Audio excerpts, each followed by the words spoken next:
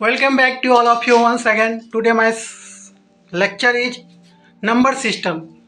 आज जो मेरा टॉपिक होने वाला नंबर सिस्टम का पार्ट 2 बताऊंगा, जिसमें डिफिनीशन और वेरिएशन सारे की जानकारी दी रहेगी। हेलो, आइए तो जानते हैं नंबर सिस्टम। रियल नंबर क्या होता है? वास्तविक संख्या है। सभी परिमेय तथा अपरिमेय संख्या वास्तविक संख्या कहलाती है। एग्जाम्पल 307, 1/3, 2/3, 1/9 पाई, √3 -1 √7 etc. वास्तविक संख्या कहलाती है। अब प्राकृत संख्या के बारे में जानेंगे फ्रेंड्स। नेचुरल नंबर गणना गिनती की संख्या जो 1 से शुरू होकर अनंत तक होती है प्राकृत संख्या कहलाती है। एग्जाम्पल n = 1 2 3 4 n अनंत प्राकृत संख्या कहलाती है। पूर्णांक संख्या प्राकृत संख्याओं के जो समूह में जो शून्य शामिल करने के बाद संख्याओं का समूह बनता है उसे पूर्णांक संख्या कहते हैं। कहने का क्या मतलब कि प्राकृत संख्या का जो समूह यानी कि गुच्छा जो तैयार होता है उसे पूर्णांक संख्या कहते हैं। W क्या होता है? 0 1 2 3 4 5 6 इनफिनिटी अनंत तक होता है।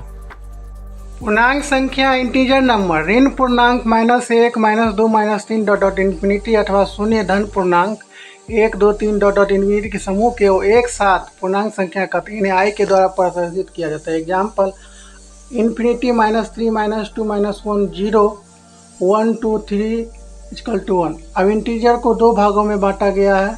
Positive integer number, negative integer number, धन पूर्णांक संख्या, ऋण पूर्णांक संख्या। पूर्णांक संख्या को दो भागों में बांटा गया है। धन पूर्णांक संख्या प्राकृत संख्या 1 2 3 इन्फिनिटी को धन पूर्णांक भी कहा जाता है। इसे z+ या iz से प्रदर्शित करते हैं। z+ ये 1 2 3 ये जो संख्या है बिल्कुल प्राकृत संख्या की तरह है। और ऋण पूर्णांक संख्या के बारे में जानेंगे। ऋण चिन्ह युक्त प्राकृत संख्याओं -1 -2 -3 इन्फिनिटी को ऋण पूर्णांक संख्या कहा जाता है। z -1 -2 -3 नोट में याद रखिएगा फ्रेंड्स, ऋण पूर्णांक में सबसे छोटी संख्या -इन्फिनिटी है जो प्राप्त नहीं की जा सकती है, तथा सबसे बड़ी संख्या -1 है जो इसे भी प्राप्त नहीं किया जा सकता है। अब मैं फ्रेंड्स बात करूंगा शून्य के बारे में। शून्य क्यों नंबर सिस्टम में प्रयोग किया जाता है इसके बारे में मैं जानकारी देता हूँ। 0 को अगर 0 से गुना कीजिएगा तो अपरिभाषित होगा, इसका कोई अति नहीं है। और 0 0 में भाग लगाइएगा तो अनडिफाइंड होगा। तो यहाँ पे मैंने लिख दिया नंबर 2 ड्रॉ विड्रॉ में। जोड़ने या घटाने पर इसके मान में कोई प्रभाव नहीं पड़ता, लेकिन गुना एवं भाग करके इसके मान में शून्य आता है। देखिए अपरिभाषित, जोड़ने या घटाने पे इसमें कोई प्रभाव नहीं पड़ेगा। अब मैं बात करूंगा रियल नंबर पे। मैं दिखाता हूं किस प्रकार से इसका प्रयोग किया जाता है। ये देखिए फ्रेंड्स, नंबर सिस्टम का रियल नंबर 9 है। ये नेगेटिव इंटीजर है, ये पॉजिटिव इंटीजर है। जिससे z के द्वारा 0 1 और शून्य का पोजीशन यहाँ पे है। z+ 0 1 2 3 इन्फिनिटी अनंत तक z- ये संख्या आगे तक बढ़ते जाएगी, खत्म नहीं होगी। यही लाइन को फ्रेंड्स रियल नंबर लाइन कहते हैं। सम संख्या को अंग्रेजी में इवन नंबर कहते हैं। वह संख्या जो 2 से पूर्णतः विभाजित हो जाती है तो सम संख्या कहलाती है। सम संख्या को दो भागों में विभाजित किया गया है। धन संख्या, ऋण सम संख्या। Even number, positive even number, negative even number. Note में याद रखिए फ्रेंड्स, सम संख्या को en से प्रदर्शित किया जाता है। सम संख्या पूर्ववर्ती से 2 अधिक तथा परवर्ती से 2 कम है। नोट en सम संख्या को n के द्वारा प्रदर्शित किया जाता है। 2 4 6 8 10 में 10 अपने परिवर्ती 12 से में से 2 कम तथा अपने से 8 से अधिक है। किसी पूर्णांक अपने पूर्ववर्ती पूर्णांक से 1 अधिक तथा परवर्ती से 1 कम होता है। किसी पूर्णांक में 1 जोड़ देने पर ठीक अगला तथा 1 घटा देने पर ठीक पूर्व वाला पूर्णांक प्राप्त होता है। क्रमागत पूर्णांकों में एक होता है। विषम संख्या वो संख्या जो 2 से पूर्णतः विभाजित नहीं होती है विषम संख्या कहलाती है। विषम संख्या को दो भागों में भी बांटा जाता है। विषम एक धन विषम संख्याओं को n+8 डिनोट करते हैं। ऋण विषम संख्या को n- से डिनोट करते हैं। नोट में याद रखिए कि विषम संख्या को n से प्रदर्शित किया जाता है और इनके बीच भी अपने पूर्ववर्ती तथा परवर्ती से 2-2 का अंतर होता है।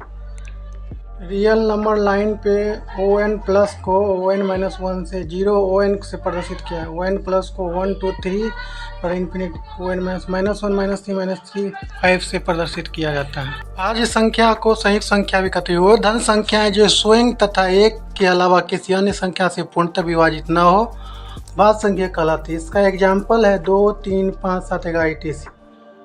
यौगिक संख्या ऐसी संख्या जो कम से कम 3 संख्या से विभाजित हो यौगिक संख्या कहलाती है। अभाज्य संख्या संख्या एक केवल स्वयं से विभाजित होती है, अतः यह न तो भाज्य संख्या है और न ही अभाज्य संख्या है। सभाज्य संख्या को प्राइम नंबर संख्याओं के ऐसे जोड़े जिनमें एक के अतिरिक्त कोई अन्य गुणनफल उभयनिष्ठ न हो तो ऐसे जोड़े की 2 संख्याएं अभाज्य संख्या कहलाएंगे। सहभाज्य संख्या का एग्जाम्पल 7 3 में एक के अतिरिक्त अन्य कोई उभयनिष्ठ गुणनखंडन नहीं है। एग्जाम्पल सहभाज्य संख्या 7 4 16 25 15 17 27 32। शून्य संख्या के कुछ सामान्य नियम हैं। एक तरफ मैंने सिद्धांत लिखा, दूसरी तरफ नियम लिखा, तीसरी जगह उदाहरण लिखा। जोड़ में x प्लस x0 इसका नियम ये है, इसमें 3 ऐड कीजिएगा तो 3 होगा। माइनस में x माइनस 0 3 इसमें 1 जोड़िएगा तो इसका भी 3 होगा। गुना में x गुने 0 3 में इसमें गुना में परिवर्तित हो जाएगा। यानी और परिभाषित में x/0 का परिभाषित 3/0 से भी अपरिभाषित हो जाएगा। घातांक में 0t⁻x = 0 0 3⁻2 0। वर्गमूल में √0 = 0 0। साइन में sin 0 = 0।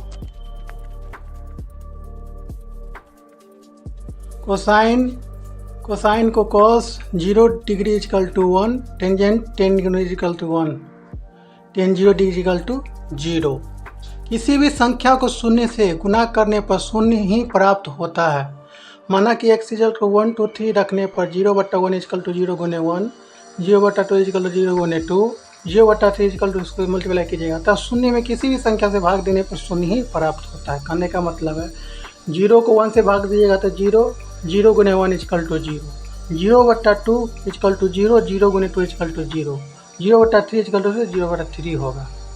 माना कि इंडिफिनिट में माना 3/0 3/0 = 1, 3 को 0 से गुने = 1। शून्य का a में गुना करने पर शून्य ही प्राप्त होगा। अतः समीकरण 1 में a का ऐसा कोई मान नहीं हो सकता है जो इस समीकरण को संयुक्त कर सके, क्योंकि किसी संख्या में शून्य से गुना करने पर शून्य प्राप्त होगा। अतः x/0 परिभाषित है। 2 पर x = 1। यदि किसी संख्या की घात शून्य हो जाता है तो उसका मान 1 होता है। x² को इसमें समीकरण देखिए, x² तो x² - 2x = 0 डिग्री 1, x² = 1। समीकरण 1 2 बराबर x0 = 1 है। It is approve. याद रखिए नोट में किसी संख्या की घात शून्य हो तो उसका अर्थ उस संख्या को उसी संख्या से भाग देना है जिसका प्रतिफल सदैव 1 प्राप्त होती है। नोट में याद रखिए किसी संख्या उसी संख्या में भाग ने प्रतिफल 1 प्राप्त होता है, लेकिन शून्य का शून्य भाग अपरिभाषित है।